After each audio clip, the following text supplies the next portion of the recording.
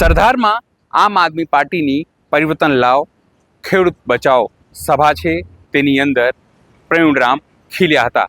તેઓએ પોલીસથી લઈને ભાજપના રાજકારણીઓ ઉપર પ્રહારો કર્યા હતા અને સીધી રીતે જ્યારે સરકાર બનશે તો બધાના હિસાબ થશે તેવી ચીમકી પણ આપી હતી. નમસ્કાર, હું છું ચિંતામણી પુત્ર અનિલ પટેલ. સ્વાગત છે આપનું અમારા આ વિશેષ કાર્યક્રમમાં. આવો સાંભળીએ પ્રવીણરામે શું કહ્યું હતું.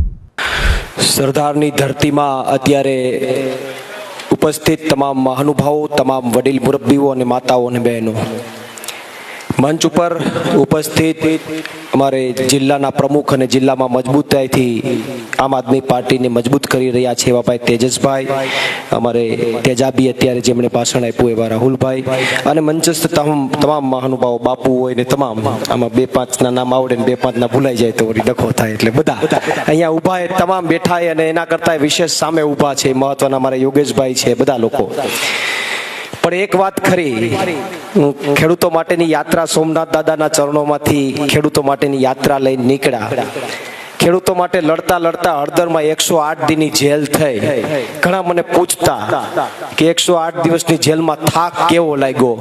આજે મારે ગુજરાતની જનતાને જવાબ આપવો છે કે આ ધરતીમાં આવ્યો છે ને તમે મારું સ્વાગત કર્યું ને તો મારો થાક બધો ઉતરી ગયો છે. 108 દિવસ થાક તો લાગ્યો તો. જેલનો થાક ન લાગે એવું ન હોય, લાગે, 100% લાગે. પણ આજે તમે બધાએ અહીંયા બેઠેલા એક એક વ્યક્તિએ જે ફૂલોથી, દિલના ભાવથી જે સ્વાગત કર્યું છે, સ્વાગતને જોતા મને એવું લાગે છે કે આવનારા 5, 7, 15 વર્ષ સુધીની એનર્જી મારામાં હવે આવી ગઈ છે. જેલમાં ગયો મેં, મારી દિવાળી મારા ઘરે નથી ઉજવી, પણ અહીંયા ફટાકડા તમે ફોડ્યા તો મને લાગ્યું કે દિવાળી ઉજવાઈ ગઈ છે. અને ભાજપ વાળાને ખબર પડી ગઈ કે જેલમાં નાખીએ તો શું થાય, જેલમાં નાખીએ નફો કરીને બહાર નીકળ્યો છું, એ નફો અહીં દેખાડો છે, એ ભાજપને કહેવા માંગુ છું. ખોટી રીતે જેલમાં નાખો તો નફો જ થાય, નુકસાની ધંધો નથી. આજે લાઈવના માધ્યમથી જોતા હશે ને ખબર પડી ગઈ છે કે આમાં ખોટા જેલમાં ન નખાય, આમાં તો બહાર આવે એટલે ફૂલડા જ માથે આવે છે. પણ મહત્વની વાત એ છે કે હળદરની અંદર સાહેબ જે ઘટના બની, એ ઘટનાને જિંદગીમાં ક્યારેય ન ભૂલી શકાય. ભલે હળદરનો ખેડૂત હતો, ભલે ત્યાં આવેલો ખેડૂત હતો, પણ ખેડૂત ઉપર એટલી બધી બર્બરતા દાખવવામાં આવી. એ ખેડૂતને ઘરમાં ઘૂસીને મારવામાં આવ્યો, એની ઉપર લાઠીચાર્જ.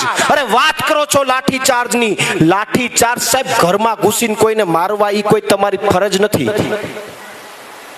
એ લો એન્ડ ઓર્ડર નથી. ઘરમાં ઘૂસીને માર્યા, કોઈને ન છોડ્યા. ખેડૂત ઉપર આંસુ ગેસના ગોળા છોડવામાં આવ્યા.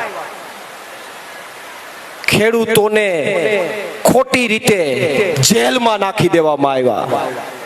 75 વર્ષના એક વડીલ, જેને બ્લડ કેન્સર હતું, ભરવાડ સમાજના એ વડીલ હતા, એને પણ ન છોડવામાં આવ્યા. એનું કોઈ ગુનો નહોતો, છતાં એને નાખી દીધા જેલમાં. જેલમાં નાખ્યા. અમે જ્યારે જેલમાં હાજર થયા ત્યારે અમને ઘણા બધા ખેડૂતોએ એવું કીધું કે જ્યારે અમને પોલીસ સ્ટેશન લઈ જવામાં આવ્યા ત્યારે પોલીસ એવું તપાસતી નહોતી કે તમે પથ્થર ફેંકવામાં હતા કે નહીં. વિડીયોમાં જોતી નથી કે ફલાણા ભાઈ, છગનભાઈ કે મગનભાઈ તમે વિડીયોમાં પથ્થર ફેંકો છો કે નહીં. નહીં, પોલીસ નથી જોતી. પોલીસ એટલું જ પૂછતી હતી, ક્યાંથી આવો છો ભાઈ, તમારો આમ આદમી પાર્ટીમાં હોદ્દો શું છે, તમે આમ આદમી પાર્ટી અરે ક્યાંય જોડાયેલા છે, એફઆઈઆરમાં તમારું નામ નાખી દે. તમે સુરેન્દ્રનગર, તમે જુનાગઢ, તમે ગીર સોમનાથ, જ્યાંથી આવ્યા હોય ત્યાંથી સીધું તમારું નામ નાખી દે. અમુક ખેડૂતો બિચારાએ એમ કીધું કે ભાઈ અમે ખેડૂતો માટે લડવા માટે નહીં, પણ ખેડૂતોના મુદ્દા માટે આવ્યા હતા. એ બધાને એફઆઈઆરમાં નામ નાખી દીધા. અને ત્યાંના એક પોલીસ અધિકારી એવી વાત કરેલી છે, મને હાજર તમામ લોકોએ કીધું કે એક પોલીસ અધિકારી એવી વાત કરી કે તમારા કરતા તો દારૂ વેચવા વાળા હારા, એ તેના પરિવારને તો હાચવે. ત્યારે પોલીસ અધિકારીને મારે કહેવું છે કે તમને તો દારૂ વેચવા વાળા જ હારા લાગે, કારણ કે અહીંયાથી હપ્તો મળે છે. એ તો તમને ઈ જ હારા લાગે. મારો ગુજરાતનો ખેડૂત ન હારો લાગે તમને સાહેબ. મારો ગુજરાતનો ખેડૂત તમને ન સારો લાગે, કારણ કે ઈ બિચારો એનું માન કરે છે ને તમને ક્યાંથી હપ્તો આપે? આ તો ત્યાંથી હપ્તો મળે છે. દારૂબંધીની મોટી મોટી વાતો કરો, કયા તાલુકામાં દારૂ નથી મળતો, કયા જિલ્લામાં નથી મળતો? લો એન્ડ ઓર્ડર ની વાતો કરો છો, કાયદો ને વ્યવસ્થાની વાતો કરો છો. આવો કોઈને એવું હોય કે ભાઈ કાયદો ને વ્યવસ્થા બહુ સારો હાલે છે, તો આપણે તમે કયો એ તાલુકામાં જઈએ, તમે કયો એ જિલ્લામાં જઈએ અને જનતા રેડ પાડીએ. એક પણ તાલુકામાં દારૂનો અડ્ડો ન મળે ને તો હું જાહેર જઈને છોડવા માટે તૈયાર છું. કાયદો ને વ્યવસ્થા આવે, ભાજપ ની ફેવરમાં હોય કે ભાજપના લોકો હોય, એને કાયદો ને વ્યવસ્થા નહીં. અરે અમે એક વિડિયો બન્યો, અમે જેલમાં ગયા પેલા એક વિડિયો બનાવ્યો કે આગામી આ દિવસે કાર્યક્રમ છે, તેમાં બધા ખેડૂતો આવજો. એમાં અમારી ઉપર એક કેસ થયો. એ કેસની અંદર પોલીસ અધિકારી અમને એવું કહે કે તમે આ ખોટું નથી કર્યું. મારો જવાબ હતો કે અમે આ કઈ ખોટું નથી કર્યું, ભાજપ વાળાએ કર્યું હોત તો એ સાચું હતું, અમે કર્યું એ ખોટું છે. વિડિયો બનાવ્યો એ ખોટું નથી, પણ અમે ભાજપ વાળાએ કર્યું હોત તો આ કોઈ મોટો ગુનો નતો. અમે કર્યું, સામાન્ય લોકોએ કર્યું, ખેડૂતોએ કર્યું એટલે ગુનો છે. જેલની અંદર ખેડૂતો હેરાન થયા, પરેશાન થયા. અમે અમારી નજર સમક્ષ ઘણા બધા ખેડૂતોને પીડાતા જોયા, હેરાન થતા જોયા. ત્યારે હું તમારી વચ્ચે આવ્યો છું, તમારી ધરતીની વચ્ચે આવ્યો છું અને તમને કહેવા માંગુ છું કે જો આપણે ખેડૂતના દીકરા હોય ને તો હળદરમાં મેં મારી નરી આંખે ખેડૂતોને સાહેબ પીડાતા જોયા છે. હું ખેડૂતના દીકરા હોય તો નાત જાત સાઈડમાં મૂકજો. આ વખતે જડબાતોડ જવાબ તાલુકા જિલ્લામાં આપજો. જો જવાબ નહીં આપીએ તો આવી બર્બરતા કાલ ન્યા થઈ, આજે અહીં પણ થાય. જવાબ તો આપવો પડશે. અમે 108 દિવસ ભોગવીને આવ્યા, યાતના પડી, ભોગવી લીધી, પીડા પડી, ભોગવી લીધી, રંજ નથી. કારણ કે 108 દિવસ મારા ગુજરાતના ખેડૂતો માટે જેલ ભોગવીને આવ્યો છું, એનો મને ઉત્સાહ છે. ભલે મારા પરિવારથી દૂર રહ્યો, ભલે મેં મારા ઘરે દિવાળી ન કરી, ભલે મારો 1 જ વર્ષનો દીકરો એનો પહેલા જન્મ દિવસમાં હું એની સાથે ન રહ્યો. મેં મારા પહેલા જન્મ દિવસમાં મારા દીકરાને એક લેટર લખ્યો હતો. એ વાંચી તો નતો હગવાનો, પણ મેં લેટર લખ્યો હતો કે દીકરા, મારી પણ ઈચ્છા હતી કે તારા પહેલા જન્મ દિવસના દિવસે હું તારી સાથે હોઉં, પણ હું ગુજરાતના ખેડૂતોની લડાઈ લડવા નીકળ્યો છું એટલે તારી વચ્ચે નથી. હું અત્યારે જેલમાં છું, પણ તું જ્યારે મોટો થઈશ, તું જ્યારે સમજણો થઈશ, તું જ્યારે સમજતો થઈશ, ત્યારે તને ગૌરવ થશે કે મારા પપ્પા ભલે મારી સાથે નહોતા પણ ગુજરાતના ખેડૂતો માટે લડાઈ લડતા હતા, એનું ગૌરવ તને થશે. જેલમાં પણ ઘણી બધી પીડાઓ, ઘણી બધી યાતનાઓ અમે તો ભોગવી, અમને વાંધો નતો, પણ મારા ગુજરાતના ખેડૂતે ભોગવી. ઈ પ્રવીણ રામને પોહાતું નથી, આજે પોહાતું નથી. જેલની ઘણી વાતો છે. આમાંથી કદાચ કોઈ ગયા હોય, એમાંય તમારે રાજકોટની જેલ, પોપટપરાની જેલ તો સૌથી હારામાં હારી જેલ છે આખા ગુજરાતમાં. બધી જેલોમાંથી 52 જેલોમાંથી સૌથી જેલમાં કોઈ બાપ હોય, કડકમાં કડક જેલ હોય, તમારી જિલ્લાની જેલ છે. ભગવાન કોઈને આ જેલમાં ન મોકલે, કડક છે. વ્યસન વાળાને બહુ સારું જેલમાં. વ્યસન વાળાને જેલ વાંધો ન આવે, કાં વ્યસન મુકાઈ જાય ને કાં ભાઈ પૈસામાં ઉકલી જાય. કારણ કે ભાવ ત્યાં હાઈફાઈ હોય, અમેરિકા જેવો ભાવ હોય ત્યાં. ઇન્ડિયન ભાવ ન હાલે, મળે બધુંય, બ્લેકમાં બધુંય મળે, પણ એ આ ઇન્ડિયાના ભાવ પ્રમાણ ન હાલતું હોય. એ બધું હાઈ લેવલ, તમે કઈ વિદેશમાં ગયા હોય એવા ભાવ હાલતા હોય અહીંયા. બપોરનું જમવાનું સવારમાં 8 વાગે આવે. એ જેલની રોટલી 8 વાગે કોણ ખાય? પછી જમવું તો પડે 12 વાગે. હવે 12 વાગે તમારાથી રોટલી તૂટે તો ઠીક છે, બાકી તમારા નસીબ. સાંજનું જમવાનું 3:30 વાગે આવી જાય, એમાં સાંજે તૂટે રોટલી તો ઠીક છે, બાકી તમારા નસીબ. ભાવે ન ભાવે એ છોડી દેવાનું. પણ સાહેબ, નિયમ મુજબ અમને ટિફિનનું જમવાનું પણ મળી શકે એમ હતું, પણ મારો ગુજરાતનો ખેડૂત, અમારી સાથે રહેલો ખેડૂત જેલનું ખાય અને પ્રવીણ રામ ટિફિનનું ખાય, એ પ્રવીણ રામને મંજૂર નહોતું. એટલા માટે 108 દિવસ મને ભાવ્યું કે ન ભાવ્યું, મને ગળામાં ઉતર્યું કે ન ઉતર્યું, મેં જેલનું જ ખાધું. કારણ કે મારો ખેડૂ બાજુમાં બેઠો બેઠો જેલની દાળ ખાતો હોય ને જેલની રોટલી ખાતો હોય ને એનાથી રોટલી તૂટતી ન હોય ને હું ટિફિનનું ખાવી મને મંજૂર નહોતું. જેથી હળદરમાં ઘટના બની તેથી હળદરના લોકોએ અમને ત્યાંથી દૂર કરી દીધા કે તમારે અત્યારે અટકમાં ન જવાય, કારણ કે લોકો વધારે વિફરે અને પરિસ્થિતિ ભયંકર બને તો કાળી ટીલી લાગી જાય, એટલે લોકોએ એમને દૂર કરી દીધા. અમે જો સામે ચાલીને સરેન્ડર ન થયા હોત, અમે સામે ચાલીને સરેન્ડર ન થયા હોત ને આફ્ટર ચાર્જશીટ પછી જ સરેન્ડર થયા હોત તો અમારે 15 દિવસની જેલમાં પૂરું થઈ જતું હતું. પણ સાહેબ, મારા ગુજરાતના નિર્દોષ ખેડૂતને દિવાળી જેલમાં કરવી પડે અને અમે બહાર હોય એ અમને મંજૂર નહોતું, એટલે સામે હાલીને ગયા કે લ્યો કરો ધરપકડ. અમે તમારાથી ડરવાના નથી, ડરતા નથી. અને એક બે વાતો તો એવી છે કે એક બે વ્યક્તિઓને તો પોલીસે 150 ધોકા માર્યા છે. સમય આવશે ત્યારે એનો વ્યાજ હોતો જવાબ પ્રવીણ રામ આપશે. સમય આવશે ત્યારે વ્યાજ હોતા જવાબની આશા અપેક્ષા સિવાય તૈયાર રહેજો. આ તો મેં પછી ગારો ને વારા પછી વારો જ હોય સાહેબ.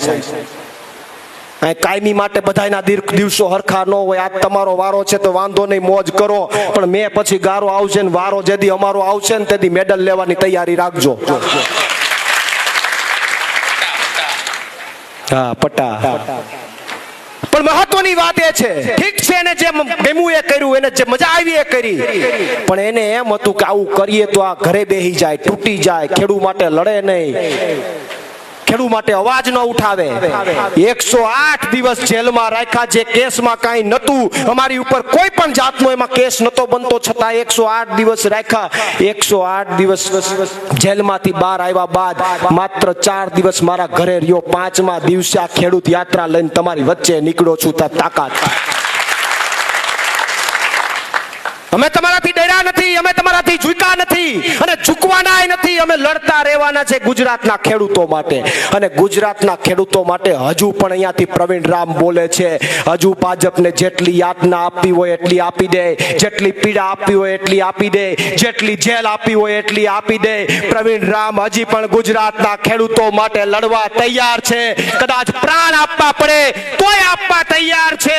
અને પ્રવીણ રામ તમારી યાતનાઓનું હામયું કરવા તૈયાર છે. આવી જાઓ મેદાનમાં, હામયું કરવા તૈયાર છે. આવી જાઓ, અમે ડરવાના નથી. કારણ કે બીજેપીના શાસનની અંદર હમણાં તો ખબર નહીં વિધાનસભામાં હું ઉપડ્યું છે એને ખબર પડી ગઈ કે હવે ખેડૂત કોઈ મત આપે એમ નથી. ખેડૂતની જ વાતો કરે છે. અમે ખેડૂતને કેટલું બધું આપી દીધું, આ કરી દીધું, તે કરી દીધું. એટલે 4 લાખ કરોડના બજેટમાં માત્ર 24,000 કરોડ ફાડવા, 20% ભાગે નથી ફાડવો. તો અહીં તો સૌથી મોટી ગામડાની વસ્તી છે, તો કાંઈ નથી ફાડ્યું. તો એ કે અમારે 2027માં ચૂંટણી ખેડૂત મુદ્દે લડવી છે ને અમને ખેડૂત મત આપી દે છે ને. મતમાં ખેડૂત યાદ આવે પણ દેવું છે તો ખેડૂત યાદ આવતો નથી, તો ખેડૂતને ધોકા આપે. એક ઉદાહરણ મારે તમને આપવું છે, પછી વાણીને વિરામ આપીશું. અને અમે કાયદા અને વ્યવસ્થામાં માનીએ છીએ કે કાંઈ વાંધો નહીં, કાયદો અને વ્યવસ્થા અમે માનીએ છીએ, પણ અમે સામે એટલી અપેક્ષા અને આશા પોલીસ પાસે રાખીએ કે આજે કાયદો અને વ્યવસ્થા અહીં જળવાય તો આવતીકાલે આ વિસ્તારમાં, આ ગામમાં, આજુબાજુના વિસ્તારમાં કાયદો અને વ્યવસ્થા જળવાવી જોઈએ. દારૂનો અડ્ડો એકે ન હાલવો જોઈએ. બાકી જાહેરમાં અમે આવશું. લો એન્ડ ઓર્ડર માત્ર ને માત્ર આમ આદમી પાર્ટી માટે જ હોય એવું ના હોય. લો એન્ડ ઓર્ડર બધા માટે હોય, કાયદો અને વ્યવસ્થા તમામ માટે હોય. બાકી કોણ ક્યાં કેટલો હપ્તો લે છે, કોણ શું કરે છે, કોણ ક્યાંથી કેટલી કટકી કરે છે, એ ગોતવું હોય તો વાર નો લાગે. એ ગોતવું હોય તો વાર નો લાગે, બધું થઈ જાય. પણ જ્યારે લડવા નીકળ્યા છે ત્યારે અમે એવું માનીએ છીએ કે કાયદા અને વ્યવસ્થાની પરિભાષામાં જ લડવું છે. ગાંધી ચિંધ્યા માર્ગે જ અવાજ ઉઠાવવો છે. એની બહાર અમારે પણ નથી જવું. પણ કોઈ મોઢામાં આંગળા નાખશે તો એ વાત યોગ્ય નથી. અમે લો એન્ડ ઓર્ડરની બહાર જવા આજે પણ નથી માંગતા ને કાલે નથી માંગતા. પણ એક છેલ્લી વાત કહી દઉં, હું આમ તો બધી સભામાં એમ કહું કે હું આગળની વિધાનસભાની ચૂંટણીમાં ગુજરાતની જનતાને એવું કહેતો હતો કે ભાઈ આપણે એમ કહીએ ગામડે બધે વાતો થાય કે આ મારા દીકરા ભાજપ વાળા કઈ કામ કરતા નથી, કઈ સાંભળતા નથી, કઈ સમજતા નથી. પણ એનું કારણ શું છે ખબર છે? એમાં એની ભૂલ નથી, ભૂલ આપણી થઈ ગઈ છે. આપણે વાવી દીધો, આપણે ત્યાં આંબાની કલમ નાખવાની હતી ને આપણે નાખી દીધો ગાંડો બાવળ. હવે ગાંડો બાવળ વાવીને આપણે નીચે બેઠા છે કે કેરી આપે, કેરી આપે. ક્યાંથી આપે મને કયો?